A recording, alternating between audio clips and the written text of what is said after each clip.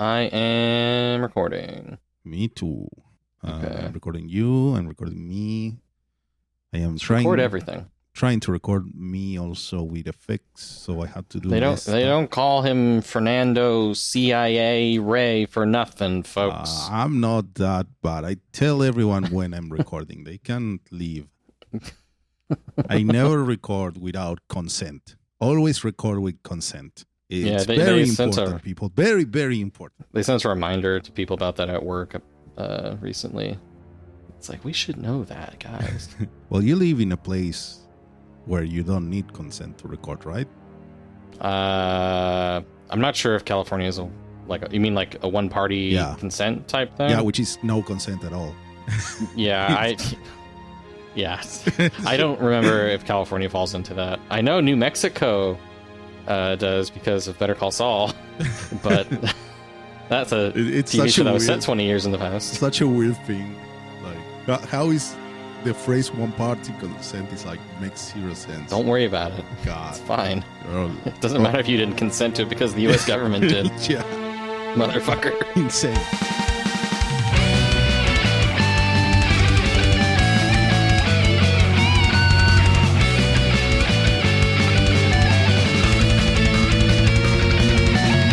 Sup Nerds, welcome to Powerful, the Power Metal Podcast, the podcast about all things power metal and sometimes not power metal when we feel like it. My name is Kyle, I'll be your host today along with my friend Fernando. Hello everyone, hello Kyle. How's it going, Fernando? Well, it's pretty alright. Just Are you excited to talk about a power metal album that you actually listened to on this episode? Incredibly, yes. I've listened to more than one.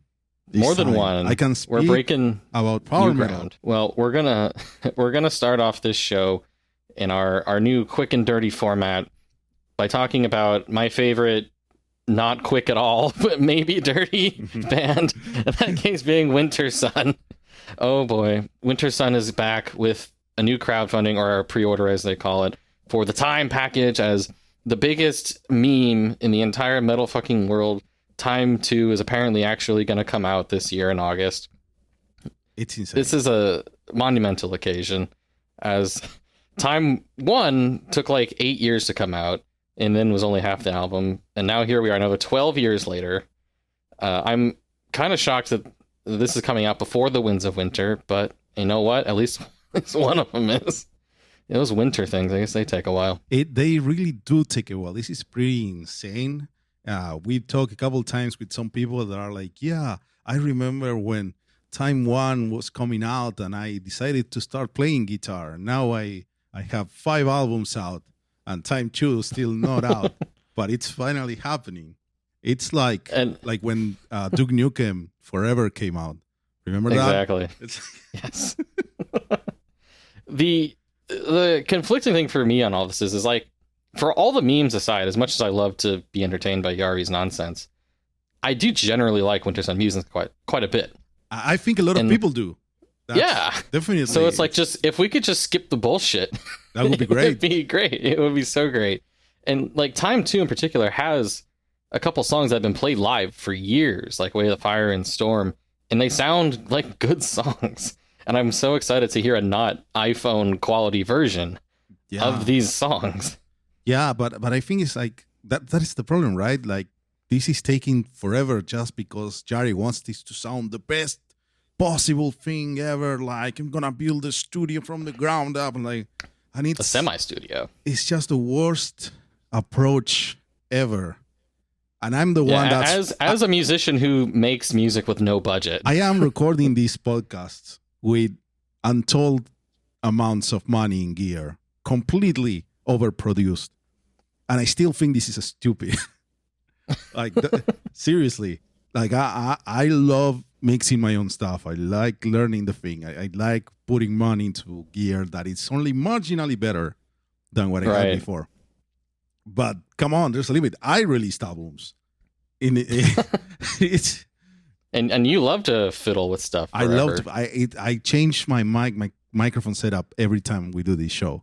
Every episode. This is not a joke. Every podcast, you come on the Discord and it's like, what's Fernando gonna sound like this time? But it's a fun little game. All this time, seeing all the updates, that's probably the worst part.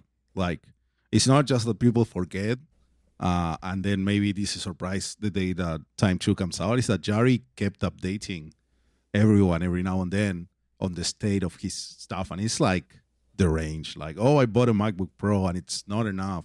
Oh, I bought this new thing and it's not enough. I was gonna build this thing, but it's not gonna be enough, so I better build this other thing. And now we have finally. You can go to the Indiegogo page. You can put money. A lot of people are putting money. Yeah, as of recording, it's at about 7,200 backers, nearly $400,000, which their previous crowdfunding back in 2017 was a similar scale, hit 9,300 backers and $500,000. By the time this is over, I'm sure they'll get a bit more because they added like another month. So it'll probably be probably $450,000 or something raised, which is an insane amount of money. It's like, so he's selling every package at 50 euros. Yeah. So there's only one thing you can claim. I don't remember if there were other tiers before, but he's using Indiegogo. That's how he's always done it. Yeah, he's using Indiegogo as a pre-sale. Yeah. Which I'm pretty sure is against the terms of Indiegogo because it's not supposed to be used for that. But whatever, it's fine. If it hasn't been taken down, it's probably fine. And the thing that really annoys me is that you can see it's 50 euros and it says that it's being discounted from 129, so you're getting it at 61% off. That's some like American retailer bullshit right there. Like, come on, man. You're just you intend to sell it at that after the campaign is over? Like, is that the idea? I don't like it. I guess to be fair, there is a lot of shit included with the all caps time package, and you always have to emphasize all caps. So it's the whole album. There's a remastered version of the Forest Seasons, a bunch of his like old projects, which honestly might be like the best part of all of this, because there might be some good shit hidden in there from like the old Ensiferum days. And then you also, the most recent thing, the April Surprise, which is a horrible name, was a new version of Time 1, Time 1 2.0, not to be confused with either Time 2 or Time 1.5, which was the previous remastered version of Time 1 from a few years ago. This is all fucking hilarious. It is hilarious. Basically, it's like, okay, I get it. I am the first person to admit that I have George Lucas syndrome, and I will revisit everything I do and try to keep it up to date when I discover how to do new stuff. But this is like, okay, I'm going to release Time 2. It took forever. It sounds great. Now I'm taking Time 1. That should be part of all the two parts of the same album. So I'm going to bring up those mixes and redo them. Okay, that's fine. I don't think it warranted this mysterious thing that you were getting. Nobody had to pay any extra for it. So it was just like to make more marketing over time. Yeah, it's more. That's fine. Yeah. And I guess it's like, okay, you get all of Time in the Time package, and it's all like mixed the same. Like, okay, fine, the whole thing. Yeah, and having learned from those interviews with the drummer in the past months that actually the whole album was recorded at once. There were no new drumming recordings between Time 1 and Time 2. Where Kai Hatt was like, yeah, I did this back in 2007 or something. Yeah. So I guess it makes some sense. That's fine. I'm not a fan of all the AI art thingies included. It's like completely irrelevant. Doesn't add value. I like the Photoshop of like all the band members' heads onto like the dudes is kind of funny. Yes. Is it all AI art? I thought there was an actual artist listed somewhere. Yeah, there's an actual artist for the main album cover by Cameron Gray. But then booklet created by the masters Giula, I can't pronounce that, and Oni Wiljami Kinuen. Yeah, but then if you look at the extra images, they are on display on the Indiegogo page. So that you get like the 4K version. His 8K booklet. 8K, whatever. He's obsessed with that number. And it's just generic he wants AI art. Big number. If you right click it and search for the image, you get the results from the AI websites that create them. Yeah, like it has like that glow that all AI art has. Yeah, because it's really good at rendering light, but not at actual structure. So if you look at it, where it's just kind of a mess. It falls apart. It's like it doesn't add any value to it. It doesn't justify the price, whatever. Which is maybe I know for a lot of people, €50 doesn't seem like that much compared to what you're getting. I think if you are a fan, and like you mentioned, if you're interested in actually hearing old stuff from Jari, yeah, I guess it's not terrible. Yeah, it's not a horrible deal. And of the 7,000 people that have backed it so far, which I guess isn't really like a huge number in terms of like total like sales or whatever, but I wonder how many of those are also people of the 9,000 who did the time package pre-order thing. Is it like an exact overlapping circle on the fan bases there? Are there, because is there new people coming in? I can't imagine it would be too many, but I don't think so. That'd be a fun little study. Yeah, that would be interesting to figure out. One important thing is that you're getting the time package, but that's all digital. Yeah, there's nothing. It's not. You physical. don't get any CDs and vinyls because those are going to be released Nuclear Blast by Nuclear Blast. They are not doing Time 1 remaster though on physical, so you cannot have the full Time album in a physical release so far. Yeah, maybe they'll do something later and work something out. Mm-hmm. I'm not a physical album guy, so I don't particularly care, but I know. No, like, I know, but I think like it's worth mentioning because you're paying €50 for all digital stuff. Yeah. And maybe you need to read a lot to get to that detail. In my opinion. Assumed? I don't know. Because when you start reading, it's like, oh, it comes with the booklet. It's just the digital file of the booklet. It's not a real booklet. It's these are not prints or anything. Then there's also different masters. There's a dynamic master, which is just probably turning off a couple of compressors on the master chain. I think that doesn't add value either, but whatever. People like. For like the super hardcore fans, maybe they like it. I don't know. I will say that the snippets of audio sound really good, at least. Yeah. That's a great sign. Like, at least it's not trash. I would fucking hope so. One would hope so. I think some people will complain anyways because it's been so long. People are always going to complain. Like, there's no way this album can live up to like any kind of hype. You can never live up to hype. But I gotta say, like, it sounds really good. I don't think it sounds 20 years of work good, but it sounds really good. It's not sonically. It's not bad at all. Any of the little snippets that have been playing in the videos and everything. At least that's all right. Yeah, I remember way back in the day, Yari had mentioned that, I got this song on Time 2 called Silver Leaves. It's the best song I've ever written. And then I was like, I wonder what it'll sound like on the preview. And then in the preview, he's like, I'm not showing this one. I'm saving it for the album. I'm like, fuck you, dude. Come on. Yeah, that's just annoying. It's just very annoying. But whatever. So what's the actual release date for this? It's August something, right? August 30th. August 30th. All right. Well, let's not spend 12 years talking about this, and we'll move on to we don't want to move on from talking about my travel experience too much. That would be scary. So a couple weeks ago, I drove up to the far reaches of Sacramento, California, to attend the Gloryhammer and Twilight Force tour. Now, you might be saying, wow, didn't you just see them at Epic Fest? I'd say sort of. Didn't see Twilight Force. Yeah. And I vaguely saw Gloryhammer because there's an army of very tall Danish people in the way. So it was nice to just be back at a small venue, strangely themed after a Wild West saloon in a suburb of Sacramento, and just be right up close, super easily to see Twilight Force for the first time, and then Gloryhammer with Sozos again. I had a great time. Yeah, because they kept it nice and intimate. Twilight Force it's a pretty small venue that I was at, so they seem really crowded on the stage. Alessandro Conti missed most of the tour because he was dealing with, I think, a family emergency or something. So hopefully that's all good. But he eventually did show up for the last few shows. He started, I think, on the Seattle show, and then was there for like the West Coast stuff and whatever. So I'm glad I got to see Conti live. He was very good. Although it would have been cool to see Kristen Starkey do more because she mostly just did backing vocals. Their set list, I think, was mostly the same as Epic Fest. They just cut a few songs. The songs that they cut happened to be some of my favorites. Oh, no. Like Winds of Winter and Blade of Immortal Steel and Twilight Horizon. So that kind of sucks. But when I see them at Prague Power, assuming they don't cancel, hopefully they'll they'll have those extra songs on there. It was really cute. So you know how like Flight of the Sapphire Dragon, they had like that big inflatable dragon.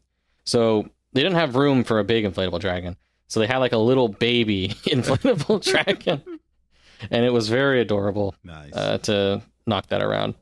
Nice. Then Gloryhammer. I think it's extra special to see Gloryhammer in California because the Hootsman is canonically the king of California. Right. And they have Zargothrax like antagonizing the crowd by saying he doesn't like In-N-Out Burger and he doesn't like California beers. So they do a good job with the showmanship there.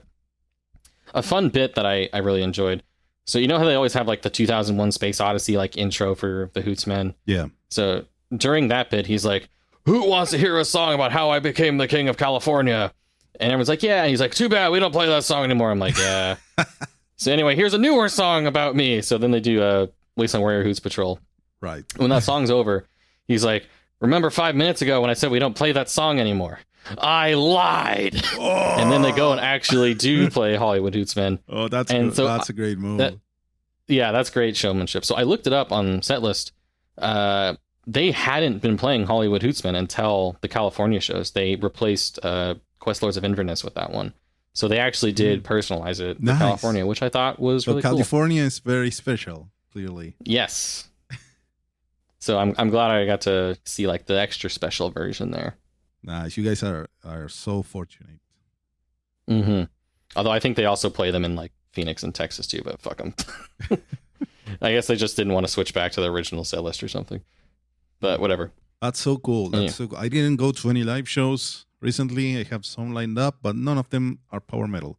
So probably not very relevant to the show. Yeah, I've got a bunch coming up with the Ailstorm Twilight, Elven King, Glyph show. That should be cool. I'm not sure if I'm going to go to the Tier Aether Realm tour that's happening. That might be too inconvenient. But Blind Guardian, end of this month, I'm seeing 2 shows. Let's go! Woo! Blind Guardian show. All right. Always a good show. Yes, it's been far too long, so I'm looking forward to that. All right, so let's get into some real power metal, Fernando. Let's get in real power metal to the big names here. We got some big name releases since the last episode. And I think there's no better way to kick this off than with Dragonforce. Yeah, what's one of those great all-time big name bands, Dragonforce. This is a band that means a lot to both of us. It means a lot. For a lot of people listening, it's probably important for them. You probably really care about Dragonforce, at least at one point in your life. We haven't been so happy with Dragonforce lately. Every time a new album drops, our reviews have been a bit negative. This one is also kind of negative. I have such like complicated and mixed feelings on like modern Dragonforce, because it's like every now and then it's like, oh man, there's something kind of good here. Like you'll see like glimpses of like the glory days of the past, and I hate how much of a fucking like boomer it makes me sound like. Yeah, but it's like because is it us getting old, or are they? Actually, is it the children who are wrong? It's the children that are wrong. They must be the bands that are appealing to the children. Like, must be that, because definitely. This is tough. So let's get to it. Yeah. Dragonforce's new album, Warp Speed Warriors. It's. I'm gonna mention the album cover because the album cover. I hate this style so much. Yeah. So we complained. I'm pretty sure about this style.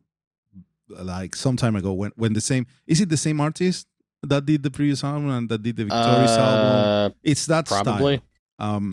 It's too much purple. I don't know why power metal is still stuck in this fake 80s revival thing.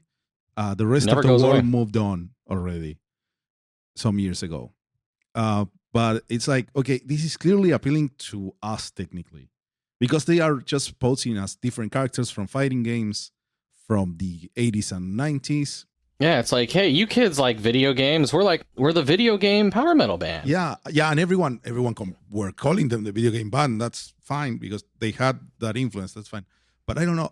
I feel so like this should be appealing to me. It feels. I am the target demographic, and I don't like it. It feels so cynical, though. Yeah, it feels disingenuous. It feels somewhat disingenuous. I don't know. I don't know why. I don't know if it's the execution. Like, for example, in the background, the same image is repeated twice. It seems it's the same thing. It's just the cabinets floating. I don't know. Oh, maybe it's just a style. Like, everything looks weird. I don't know. I don't like it. And the album does follow the aesthetic, and that's like the problem. Well, well, it's not. I would say it's not all bad as far as the music goes. No, it's not. There are a handful of tracks in here, namely like the faster ones that kind of harken back to their older style that I think I willingly will re-listen to. So that it starts with Astro Warrior Anthem. Dumb naming scheme aside, fine. Mm-hmm. I'm okay with that one. I think this album and the previous one, which opened with Highway to Oblivion, they kind of start with like that faster song. I think to almost like trick the old listeners and be like, don't worry guys, we're still there for you. But I feel like it just doesn't quite hit the same. Like their heart's not in it the same way. I don't think it reaches the songwriting levels that they had before. I don't like the intro. I didn't like the intro of the previous two ones either. Like the album starter, it's fine. I like that they don't do separate intros. The 1 minute separating orchestral intro is even worse than everything happening here. So it's integrated into the song. That's great. And they can use it as like their walkout for the live show or whatever. And that's fine in this, but it's not great. And the rest of the song is like, it's all right, but it's not that cool or refreshing. I feel like a good song on like this album would be considered like a low to mid tier song on an old album. Yes. If that makes sense. It would be a filler track. Yeah. So I like the songs I consider highlights here would be Astro Warrior Anthem, Burning Heart, and Killer Queen. I agree 100%. Yeah, because that's the style that you and I want. But even Burning Heart is not like old Dragonforce. It's more modern Dragonforce, but it feels I don't know, it feels much better built than the other songs. Like that's they can actually pull off the style, because some of these I just feel like they are not so like Power of the Triforce is just lazy. Okay, we can get that one. Can I rant about Power of the goddamn Triforce? Yes, you deserve this. Okay, so my online username since I was like 12 years old has been ZeldaFan355. Even before that, when I was like 8 years old on Neopets, I had like a Zelda themed username. Okay, I should be the guy who loves this, right? I'm like, oh my god, my like favorite band making a song about Zelda? That's awesome. Except it's lazy as fucking shit. It's such a shame. It's just like, what if we took names of things from Zelda and put them in a song and then put a Triforce in the YouTube thumbnail? It would be so great. And like as a song, like it just feels like so lazy. It's a catchy enough like mediocre track, I guess. But God, it just, and like having this as like a main single, they're playing at the live shows. It shows like a shift in direction for me that just feels so cynical. Am I the cynical one, or are they? Is it both? I don't know. It's the one song that to me sticks out as it feels like the song that you were forced to do by someone. Like people looked at the data and said, "Hey, this could make for a good click rate on YouTube. Make exactly this way." My conspiracy theory is that since they're doing all this stuff with Napalm now, they had like Visions of Atlantis on their tour a couple of years back. Is this like they're hanging out with like the Napalm Visions of Atlantis guy, right? And he's doing like a fucking line of something. It's like, all right, guys, listen up. You gotta have a thing. You're the video game band, and this is about video games. Yeah, that'll be your thing. You can't do pirates. That's my thing. My original thing that I made up. No one else did. So you got to do video games. That's your thing. And so they lean into that. They've got like the 40K song, which is a whole other can of worms we can talk about. Yeah, yeah. So to finish up that song, I don't know. Like maybe that's the case. We don't know. Of course, we're just thinking what could be. But it's very interesting that the instrumental version is included in the album at the end. Yeah, of all the songs to get extra bonus versions, it's fucking Doomsday Party and Power of the Triforce. It's like, come on. And listening to that, to the instrumental, I immediately was thinking, oh, there could be way better vocal melodies over this. This could be a better song. I actually didn't listen to the instrumental. I'm like, I don't need this again. I just let it, I just let the album play without thinking. And when it came out, I was like, oh, hey, maybe there's, I would sing a different thing over this, and it would work much better than the boring, lazy, just word thing on Power of the Triforce. It's so weird. It's just, it really sticks out.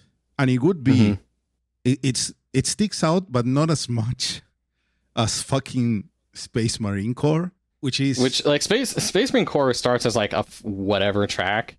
But then in the bridge, which I guess props to them for trying something, but turning the middle section into this like Marine Corps chant is just awful. So stupid. It's awful. And this is I think that this was coming.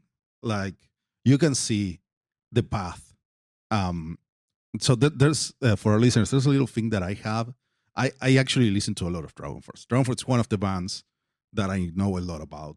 And I've always carried with me a list of songs that I always skip from Dragonforce because there's so few of them. It's my forever skip list. And in my forever skip list, there's always that one song that started somewhere around album 5. That's weirdly militaristic sounding. And they're always really, really bad songs. I think one is Wings of Liberty, and Remembrance Day, those ones. And this is like that. This section of the song is like the pinnacle of that, and it's so bad because it's such an awkward shift within the song.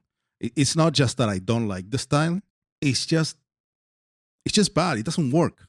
The performance doesn't match. The shift is really weird, and then it's a topic that's really weird, being 40K. Yeah, like I'm not a 40K guy. Like I'm glad to like not be that segment of nerddom. But like for the people who are into 40K, I feel like there's the people who are gonna be like, wow, this is pandering to me, like the same way I kind of got mad about the Triforce song.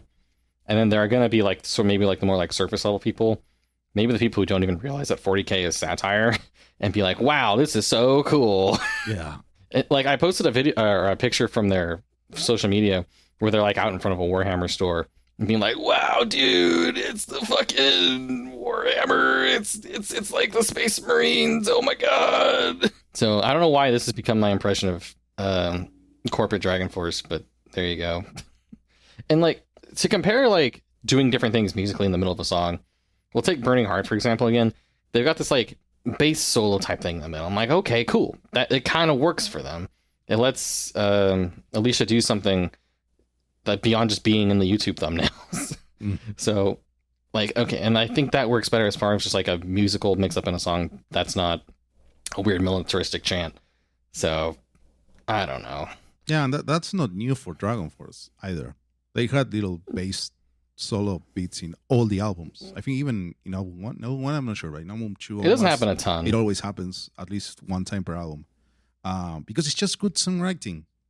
Yeah. And Dragonforce were really, really good songwriters. And now it's like, we're like, yeah, maybe the best song in the album is maybe like a filler song in the previous one, which is, even if you change styles, the main thing is that you have to pull off that style. And that's something that I talked about when we reviewed the previous album, Extreme Power Metal, that I thought it tested different new things that they actually pulled off that I really liked or could appreciate at least. Because, yeah, that's a cool new thing that you tested that worked.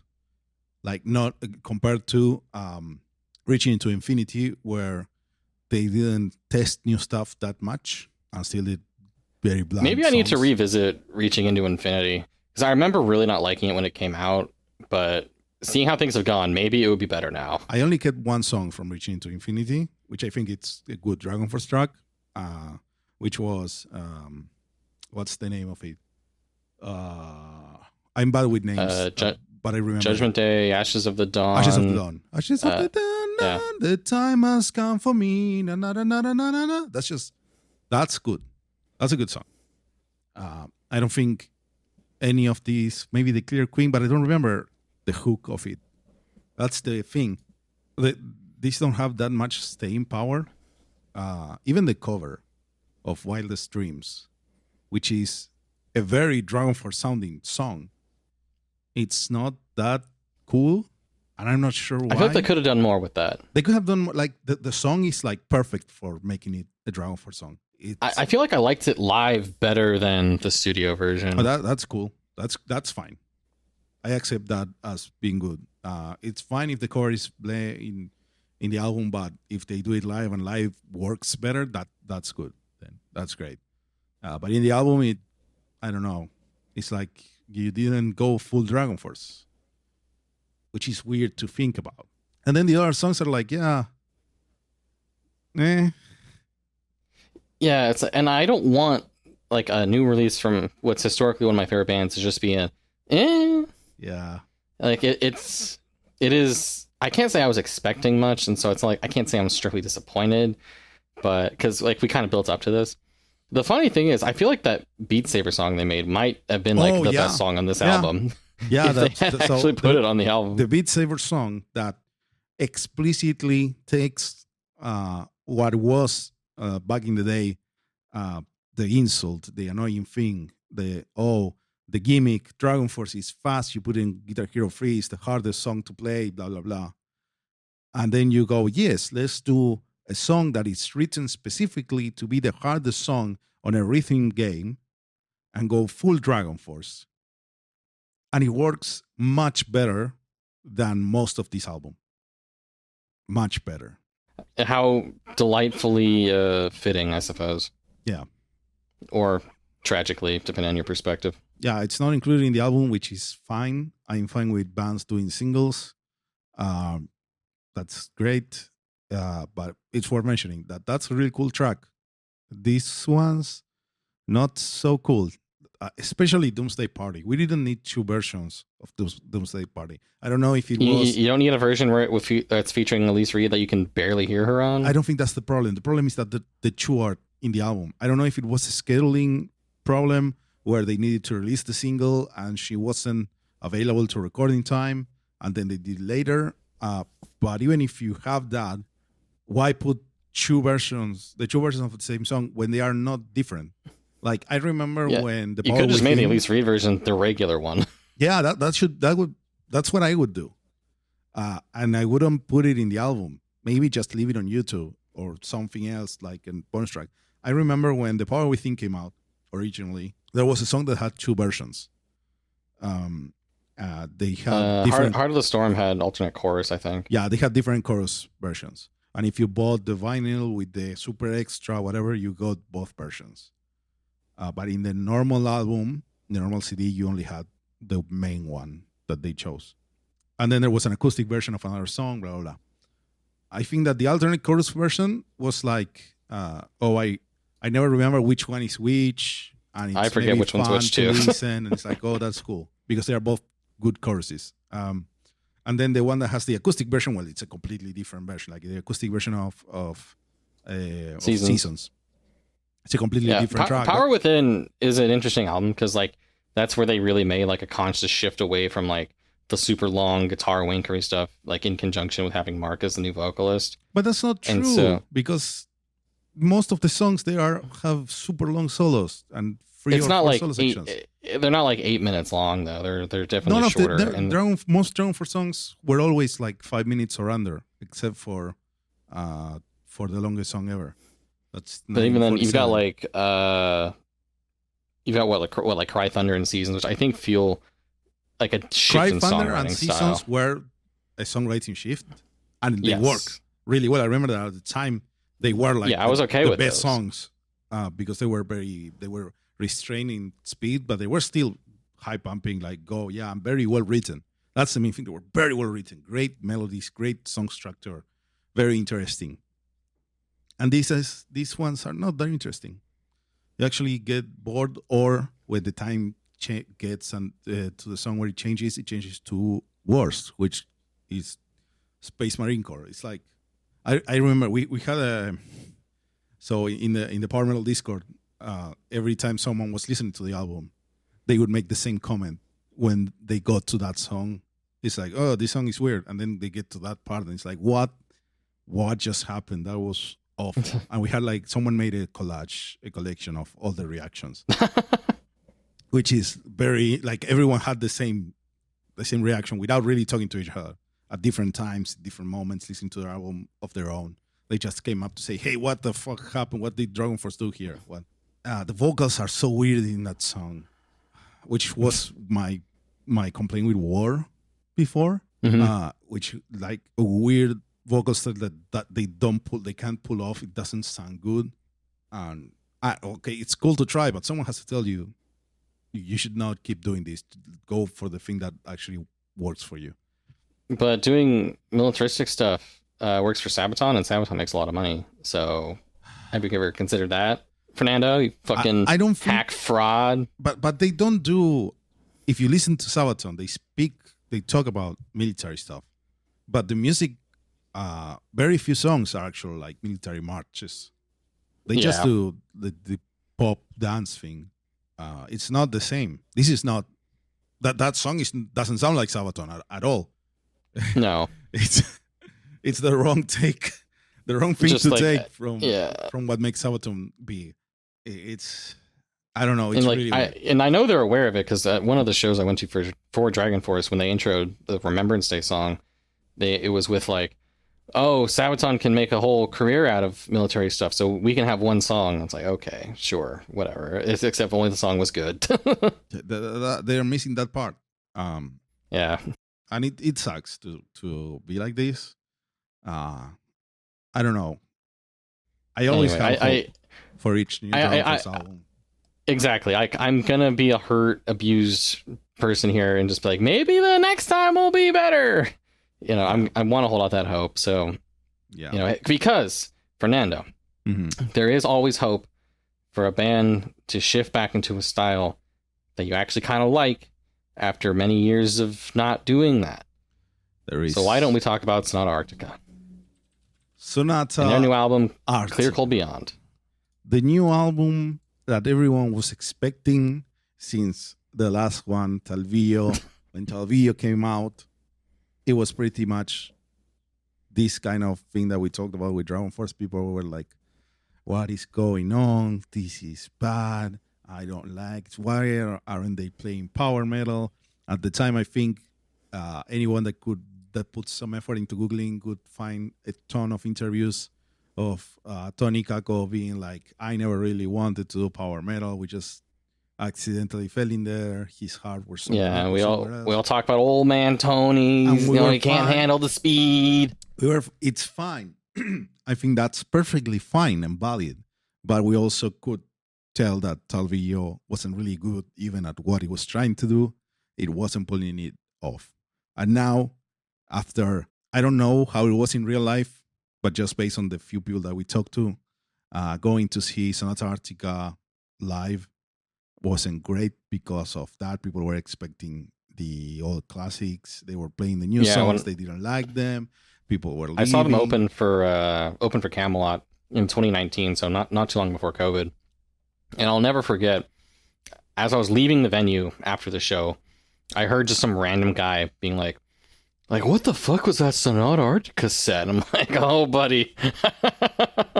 And I understand. I understand the frustration from the artist side as well, because we are talking about people loved songs that are 20 years old. Yeah, like, and they you're a different person now. You want to do your stuff that you want to do now, and that's fine. I think I said it when we reviewed Talvillo. That's fine. You just need to. I don't get mad at Blind Guardian for not sounding like Follow the Blind anymore. But Blind Guardian, always they're good. That's a good album. That's the thing. When they try a new thing, a different thing, there's no band that has shifted so many times that is so popular in the style. Yeah. And with this, Sonata Arctica said, like the marketing said, we are back to power metal. Yay! Everyone happy. The album artwork. I saw a lot of people saying, "I don't believe you." Yeah, a lot of people were like, "I dare you, prove me that you're back." Yeah. Okay, so I have I listened to the album in full twice. Okay. The first time that I listened to it, I was forming an opinion, and then when I tried to formalize that opinion, I couldn't remember anything outside of one lyric. I wonder what that might be. That was repeated over and over in the song, and it overwrote the whole album because of how I don't know how to describe it, how baffling it is, how it makes you think, at least. You know, you got to give him points for making something memorable in the year of our Lord 2024. Because so much of every art form is just like a wash of content. But making something that stands out in any good or bad or anything is memorable. So tell me about how you fell into the sea. So, yeah, the second song, California. Let's start from there. Yeah. You are a band. Imagine this. We're 2024. You see a release. This is a power metal song by a band, Sonata Arctica. You don't know anything else about them. You see the From artwork. Finland on an album called Clear Cold Beyond. The Clear Cold Beyond. The album artwork is this semi-frozen river with the aurora in the sky, in the night sky. Everything's cold and frozen and everything. The song is called California. Just that. Yeah. It's such a strong and weird mental image. It's very striking.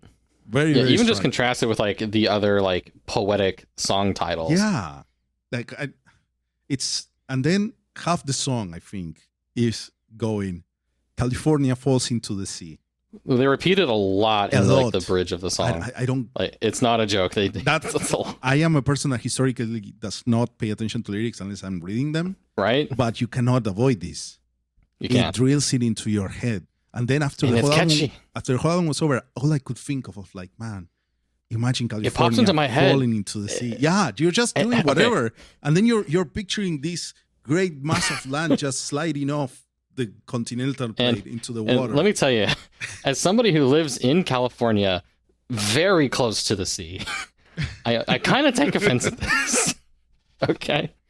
So I've looked up Tony's explanation for the song, and apparently it's about California is actually not going to fall into the sea. Yeah, it's used. Thank you. So it's used as an exaggeration, as something that can happen. Like this is as true as California falling into the sea, which is categorically untrue, but a famous trope for. Yeah, it's a very like Sonata Arctica back-asswards way of like lyricizing something. But the way it's said and repeated and everything, you lose context. The context is overwritten, and we have this completely meme now. It is a meme now, at least for us. I listened to the album again before recording this episode to be able to give a better critique. I think this album sounds bad.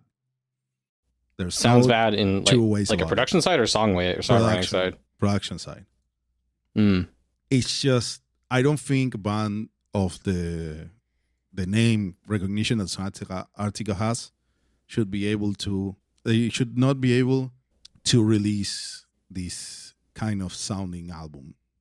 It's just that's interesting because like the production doesn't really bother me on this album. I don't think, and like I know it can be a weird personal thing for everybody. But it's perfectly listenable. I think bunch of metalheads would go, no, it sounds great. You always care about squeaky clean and not care about the music. Whatever. This just for what Sonata Arctica is. Even if they don't have a multi-million-dollar budget, they should not be able to get away with releasing this kind of album. What do you think is so off about it? Mainly the drums. The snare sound is more reverb than snare, and it's really low in the mix. You can tell that the album tries to make a statement that we're getting back into bar metal with the very first track, starting with a fade in of the drums by themselves. But they sound really awful. It's just like bland instead of clear hits. And then throughout the whole album, it's just there's not the driving sound of the drums very clear. And the rest of the thing, everything sounds a little like wishy-washy. I'm not saying everything has to sound like the modern meme bands, but this sounds worse than other Sonata Arctica albums. Mm-hmm. That's one thing that I want to get out of the way. Then about the actual songs, I think it's all right. It's not that bad. It's not that great. I actually like the slower songs near the end more than the rest of the album. Oh, really? Yeah. I didn't really like the title track. I thought the second to last was fine. The best things. Mm-hmm. Whereas I generally did like how most of the album is faster and has like a lot of like cool keyboard stuff going on. And like maybe I've been beaten down too much by previous Sonata Arctica albums where I'll just take whatever I can get. But I think it's worth mentioning. This is the first Sonata Arctica album in like a fucking decade that I have willingly listened to more than once. So Yep, that's a lot. good job. Good job, guys. We did it. We did it. I think The Best Things is also one of the best songs. It's just those final 4 songs, I think, if I recall correctly, are my favorite. I really like Angel Defiled. That's because it has like this like unique, almost like crazy vibe to it. Like Tony's getting a little wacko out there. It gives it like a unique identity. But yeah, that's it. It's all right. Has Sonata Arctica go back to their roots and bring back power metal from the good old days? Probably not. Like it's definitely it's not fine. the like, oh, it's Ecliptica again, dude. It's all power metal bangers, dude. And it's like it was never gonna be that. It was never going to and be that. You need to forget that's that. fine. That's not going to happen. That's fine. I I know think as far as like it sounds positive direction, Yeah, I will take this. I am happy with this. I know this sounds hypocritical given our just how we reviewed Dragonforce. But yeah, just let it go. I'm okay with this being like not the classic stuff, but still being like sort of newish, but it's still, I think it's actually still good. So I'll take it. It doesn't make me want to fall asleep or hit things. Yeah, I hope they had a better time doing this. If not, that sucks, and I don't know. If this like inspires new life for them, I want to see a live show post this album coming out to kind of see what their energy is like too. Yeah. Well, that's it. That's Sonata. Clear Cold Beyond. So we're going to go beyond that. I thought it was pretty good, but it's all contextual. Yeah. But let's go beyond now, beyond Earth. Into the clear cold of space. The clear cold of space. I was a bit surprised we're going to do this because I thought we reviewed it in short, but we didn't. Did not. Glyph. If you've been listening to the show, our previous episode, we had the guys from Glyph on, and we went track by track in excruciating detail for like 2.5 hours. Go check it out if you are interested. But this is the quick and dirty short review of the album. Now we can be honest. We can say the album's full of fucking shit now because we don't have to be nice and pander to them. We weren't pandering. We tried to be the same no matter who we talk with. I think, I don't know how much it came through when we were talking about it because I was really praising all the technical aspects of the album and some of the songwriting. I think songwriting in Glyph is really good. They clearly know what style they are trying to write for, and they are writing really well for that crowd. It's very blatant that they're going for like the modern power metal, catchy, like Gloryhammer, sort of Sabatani. You could throw like Windrose in there probably. It's very much that newer, like post 2015 style of power metal. Yes, 100%. And I think for what they're trying to do, they do a very good job. They do a great job, but that doesn't mean we are that audience. No, specifically. So this is the important distinction. This is what we mean with the other the things that we mentioned on the other albums. This style is clearly very well done, and if you're a fan of any of the bands that Kyle just mentioned, you should check it out because you'll probably like at least 2 or 3 songs. There's enough variety in there as well. I personally don't listen to it much. I mean, I listened to it for the in-depth review we made and everything, and we had the album before. I would recommend this to a lot of people. Not if you are a fan of classic power metal like Ecliptica and those things, then you might not enjoy most of it. I think I mentioned when we did the interview that When the World Was Young is just a hook extended to the length of a full song, which is it's remarkable that you can write a hook that just gets into your brain and doesn't leave. But having that for 4 minutes is a bit too much for a song. So it works great on Instagram, which is great because that's what you have to do nowadays. But it's not my style of listening. So if you like, the Saba Glory Wolf, not Gloryhammer, Sabaton Power Wolf, Windrose, those kind of deals, you will absolutely love this. And I think this is probably better than much of the material from those bands. It feels fresh enough in that style that I'm not the biggest fan of. Yeah, I think biggest complaint, like the first time I went through the album, is like, damn, I wish there was more fast songs, which it seems to be my complaint with like 90% of albums all the time anyway. Like we said, I grew up on old Dragonforce, so I'm tainted in that way. Full speed or no speed. Exactly. So I really resonated with like Storm of Crimson Fire and Defy the Night, which I think fall closer to that style. And I wish there had been more stuff like that. Like with the end of the album having like Sign of the Dragonlord and Glorious back to back kind of being like the slower anthemic songs. I'm like, all right, can we pick this up, guys? And like that's just kind of my taste. It's not so much that they did a bad job. I think they did pretty well for what it is. And I think people have really responded big time. Man, they're doing great. Like with that little tour that they just made, they showed up on Spotify. They have a bunch of followers on TikTok and Instagram and all that.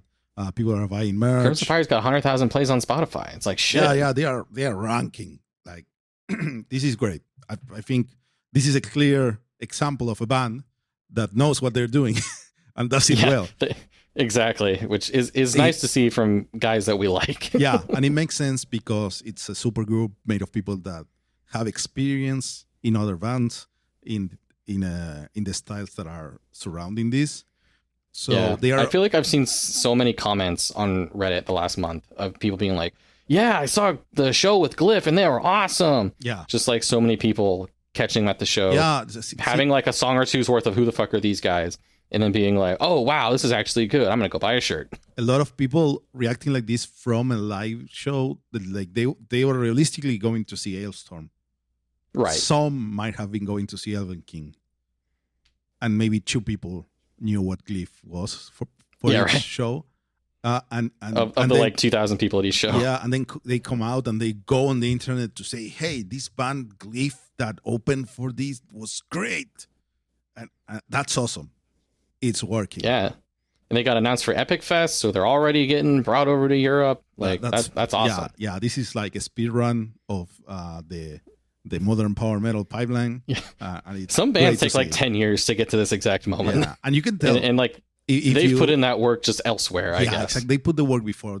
We have the people from, we have Ravenous, EH, all the solo stuff that Rav has made before. We have Gatekeeper and all the other things that Jeff has done and keeps doing. We have Greyhawk. And it's great that these guys are doing something of quality in a style that usually we complain a lot about people on the style being repetitive. These guys so far are not falling into that trap, and they're putting actual quality into it. Yeah, and they've said they have a lot more stuff kind of like already written and ready to go. So I'm curious to see what happens from here. They are all prolific songwriters, so it's going to be great to keep seeing the next releases and next tours and everything. Definitely. But let's move to a different thing. The complete opposite. Let's get weird with it. Let's get weird with it. let's get cynical. Like we've talked about that with other bands. Let's get maximum cynicism. Yeah. Because there was a strange little album that popped up on Bandcamp recently. This was by a new band called Artificial Steel with their new album called Streaming for Vengeance that proudly proclaims itself the world's first real AI power metal band. Yeah. I'll just read the description because it kind of just sums it all up for you. This is the world's first ever full power metal album created entirely using AI with one sole purpose: to prove that all these new power metal bands sound like they were made by AI anyway. Some awesome songs are created along the way. We are happy to share them with you. Enjoy because the end is near. The album is a manifesto against all these bands who turned power metal into a gimmick and not the superior style of metal. It's also a very early monument in time, marking the first ever full release, blah, blah, blah, blah. Okay. Yeah. Bringing a warning to musicians worldwide. Yeah, so we can go... we can go really... this is a performance piece. This is a meta commentary on the state of the genre, using the absolute state of it, one might say. Using the very tool that the piece argues is bringing its downfall, but in a way to reflect that it's not really AI that's bringing it down, but the very artists that are so low quality that they might as well be replaced, which is a very big brain thing if you want to be in that headspace. At the same time, it's really funny. Yeah, like I know we complain about bands not being like Blind Guardian anymore, which gets like explicitly referenced in one of the songs. Because like the lyrics aren't written by AI. The lyrics are basically a maximum cynicism version of like power metal is dead, woe is me. Yeah, and that's there's a lot of intentionality put in this album. Like I get it. Like as far as what this guy's complaining about, I can definitely understand the sentiment, and also just kind of being afraid of like the horrible AI dystopian future we have to look forward to. And then the thing is, like the thing that we need to talk about that actually makes or breaks this whole statement. You can listen to the album. Is it good? Is it as good as the power metal top bands that this guy is complaining about? So I'm gonna get a bit technical for a second to break down how this works. They are using the like quote unquote production of it is weird sounding because they're using Suno AI version 3. You can go into the website. You just input lyrics with little tags between brackets signaling what moment of the song that is. You select the genre or style, and it outputs a 2-minute and a half chunk of audio that is a full band mix on that style. They have this learning pool of songs for different styles that they add over time. Like this kind of metal was not there before. It's there since version 3. So there's not much you can do with that because you get a stereo file with a full mix technically. So you cannot really adjust anything realistically. You can say, I can bring another AI and separate the stems. And the things that it outputs are very similar to like seeing one of those images that doesn't look quite right and looks fuzzy and everything. And that happens over time with the music as instruments come in and out. The drums generally sound good. Drums in this style are just very short, very loud hits. So that's not that surprising that works well. Everything else, it's a bit fuzzy. Vocals sometimes are better than other times. Guitars sound like shit all throughout, and they come in and out in level and detail. It's like a new version of when you listen to a very, very badly converted MP3 back in the Casa and those things. What's the name? Or like you download your like 240p version from YouTube or something. Yeah. So it's a new version of that because some parts sound really polished and some parts sound really weird. Like chunks of information are missing. Like all the guitars don't have very much definition on the actual fundamental note they are playing. It sounds very bad. They very intentionally though selected the track with the best sounding guitar to be the first one, or maybe that's the one that they iterated the most, because you would try to get the same thing over and over to get the best version. Maybe you can cut and paste different parts to make a longer track. The more you listen to the album, the worse it sounds. Yeah, it kind of grating on you towards the end when like the getting into like the pirate song stuff. Yeah. Now, songwriting wise, what is this doing? It's songwriting wise, it's pretty much very all right, very coherent within each song. It does all the tropes, which is what you would expect, because if you feed all the popular bands that's what we assume. We don't know what the actual source data is for this. I tried to look it up. If you were to just do like top power metal bands on Spotify or something, and it was scrubbing those, you would get something like this. I think this is most likely. this is what we see sometimes in the power metal subreddit. We see Chris Baus talk about, from Hailstorm and all that.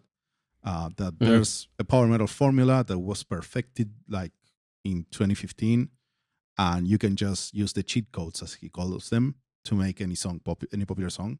And that's what this would be doing. Like any machine learning thing, if you're throwing the popular songs, what you will get distilled is those cheat codes, those cliches, those specific formulas repeated over and over again. So yeah, it's not unexpected that it works for this style, because it's not really doing old style power metal.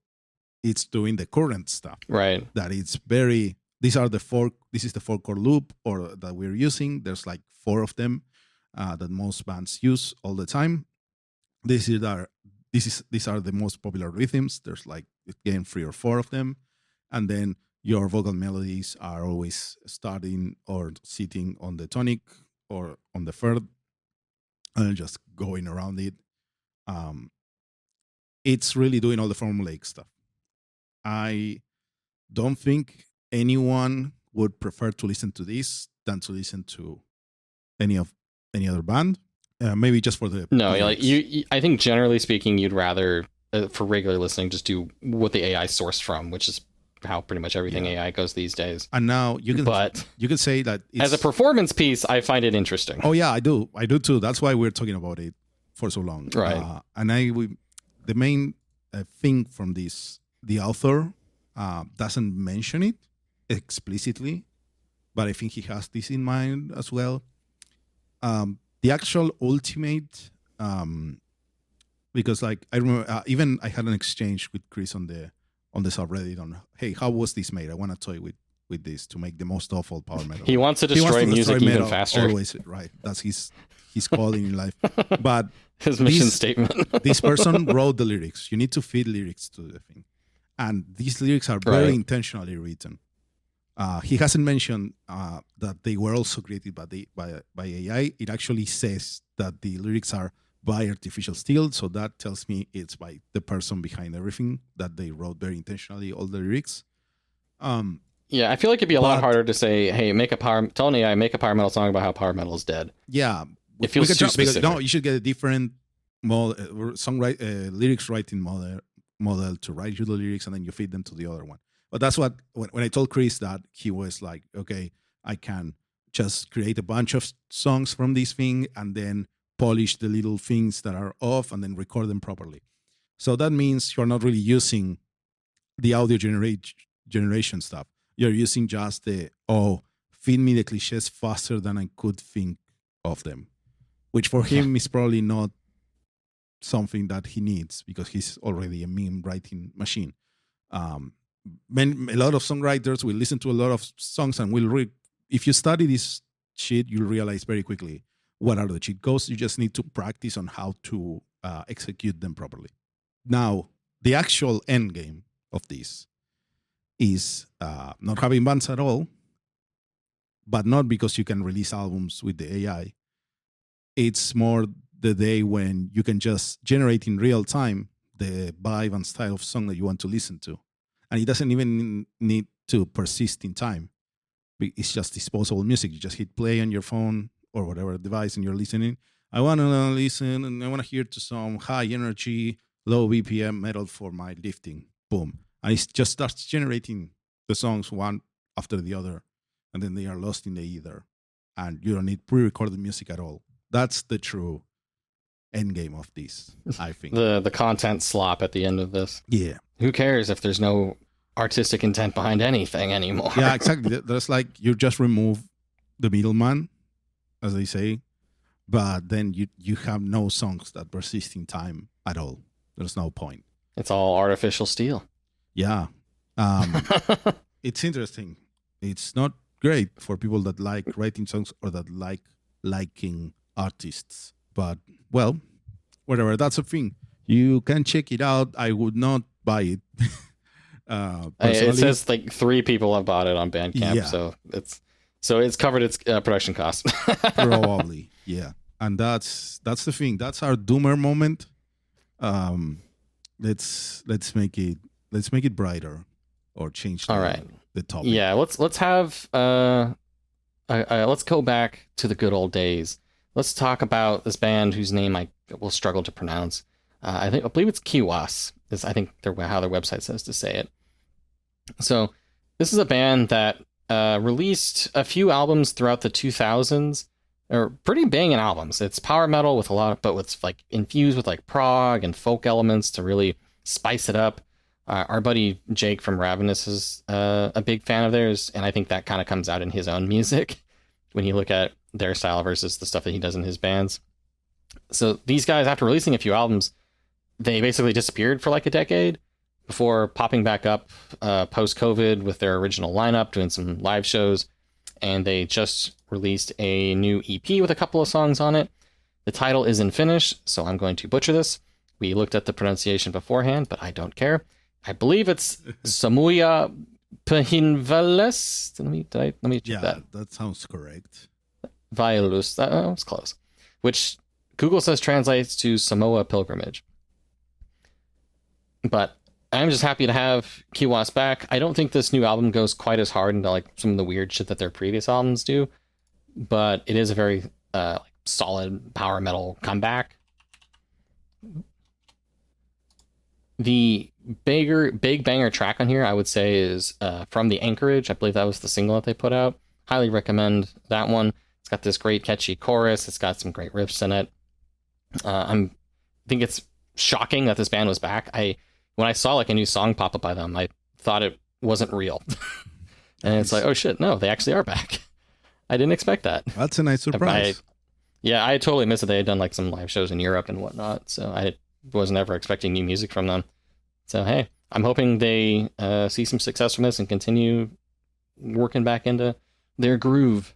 Nice, very nice. We can continue our rapid fire newish albums here. Next up, I want to talk about Myrath a little bit.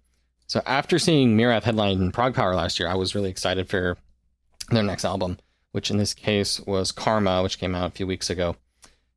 Myrath is a band from, I think it's Tunisia. They mix in like a lot of like North African and Middle Eastern styles into their music. So it's like very folky, very proggy, but they also mix in like a lot of like fun, like sort of like dancey and cool melodies types in there too. Songs have like big like extended piano bits going on. It's a complicated music, and I think this is an album that it's a long album. It's a big album. I have to kind of like listen to it multiple times throughout the year to really process it all. But from what I've gone through so far, I've rather enjoyed it. So if you're into something a little more out there, I think Myrath's album is a good place to go. Cool. For our traditional fans in the audience, let's talk about Savage Oath. This is for the real metal people out there. So Savage Oath being like a traditional epic style heavy metal band where songs are riffing, the guys' vocals are high, songs are most of them pretty fast. They're about like swords and sandals types of battles and stuff. It's really cool stuff. Like, I'm not always the biggest like trad revival type guy, but this one I saw people really getting into and I really liked it. So it's an American group that's been around for quite a few years at this point, but this is their first like proper album. So they were working on it for a good long time, and I think it's a good one to pick up. Nice. The full album's name is Divine Battle by Savage Oath, with some really cool artwork on it. Yeah. So get yourself some Divine Battles there. You haven't checked out any of these other ones we're talking about here at the end, right? No, I haven't listened to any of these. I'm sorry. I listened to some. We talk about some. Yeah, we've heard enough out of you, Fernando. Get the fuck out of here. Sit down, kid. Now I am with the audience, just hearing about cool releases to check out. All right, another cool one. This one, I think I'm going to say this is your competition. We have the new project Justicar by Alicia Cordisco, formerly of Judicator, probably what our audience would best know. Now, Alicia's had a lot of projects the last few years with like Transgressive, Project Rowan Wolf, the black metal one whose name I'm blanking on. But Justicar is the new like power metal-y one, very much kind of in the vein of old Judicator type stuff. Except now it's about Star Wars. Oh, so cool. you've got competition. I'm conflicted on this first EP, Outbound Flight, where I think the songs, the guitar work, excellent as always. I really don't like the vocals. Oh no. Where it goes between this like nasally style and this weird like high but like weird. I don't know. I've listened to it twice. The vocals have put me off both times. Maybe I can come around to it. Maybe I can ignore it and just focus on the guitars because I really do like the guitar work here. But it is one where I'm going to be a little back and forth on, I think. Okay. We'll see. I will check it out anyways. And I think it's like deep Star Wars stuff. It's not just regular. This debut AP is a retelling of the acclaimed Timothy Zahn novel Outbound Flight as a prelude to their upcoming debut album, The Warlord's Gambit. So there will be new stuff pretty soon here, which will be an adaptational retelling of Zahn's landmark Thrawn trilogy. Oh, I haven't read the old Thrawn books, but I know as far as like extended universe Star Wars stuff, people really like. I read them. I read the Thrawn books. They're really good. It's a very cool story. I know of the like old EU stuff that Disney's kind of like selectively brought back. Thrawn was like the one where like people are like, come on. Yeah, because he was the one. I think overall is like the most. Yeah, you can definitely make 2 movies out of these without changing anything. Mm-hmm. But that's not what they did, anyways. That's cool. I will check it out. Justicar. All right, and then one more thing I wanted to talk about that just came out today, as of this recording, is Dialith. They're a symphonic band from the good old US of A. They put out a new EP today called Alter, after their last EP a few years ago was Atrophy. So they're keeping the A theme going. I think they are doing this whole, like, we're doing shorter EPs to put music out faster. Ignore the fact that it's been 3 years since the last one type thing.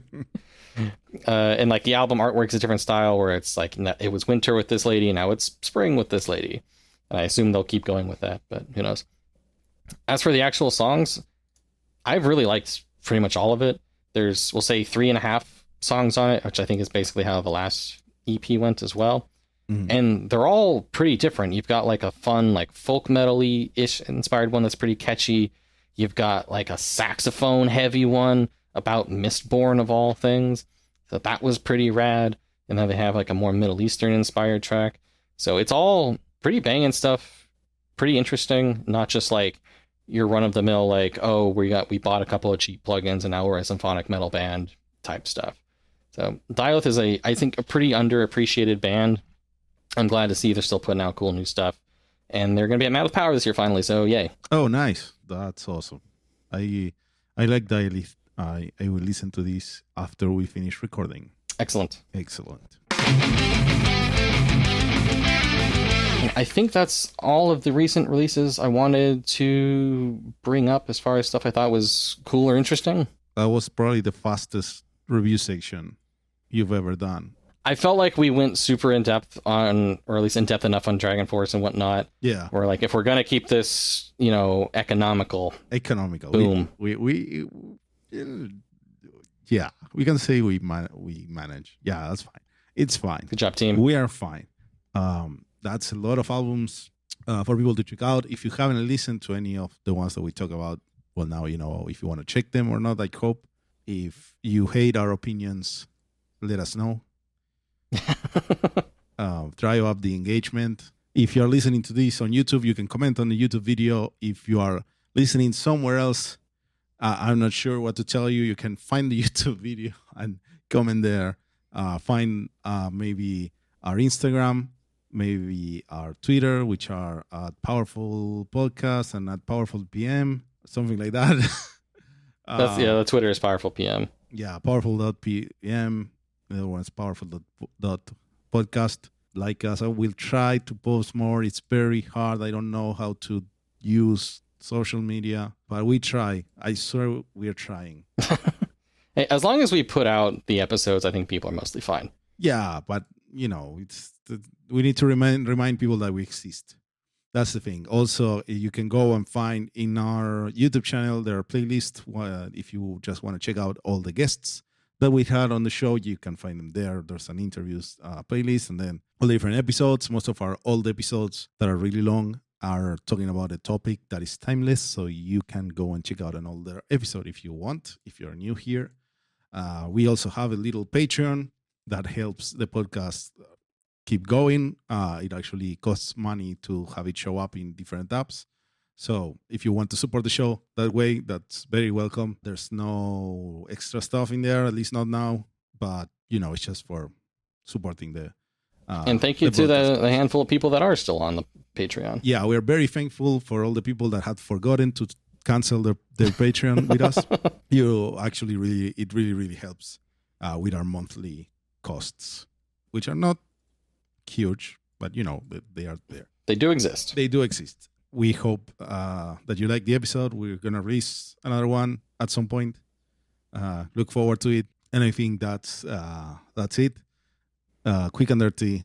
It wasn't quick at all. It was very dirty. Stay powerful. Stay powerful.